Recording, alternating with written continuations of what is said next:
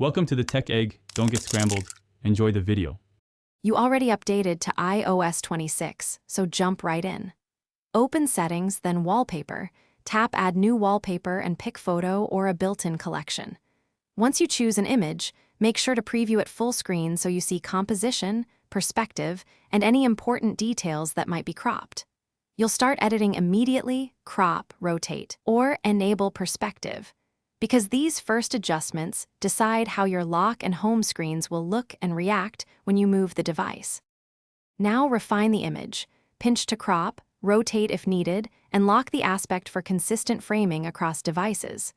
If the image supports depth, toggle it to keep a layered look. If it's a live photo, scrub to pick the best keyframe so motion starts where you want. Next, use the built-in filters and light adjustments to match contrast and color. Finally, choose perspective or fixed and decide if this wallpaper joins a shuffle group or a scheduled set for morning versus night. When edits are complete, tap Set and choose lock screen, home screen, or both. Confirm and then swipe to inspect transitions and legibility.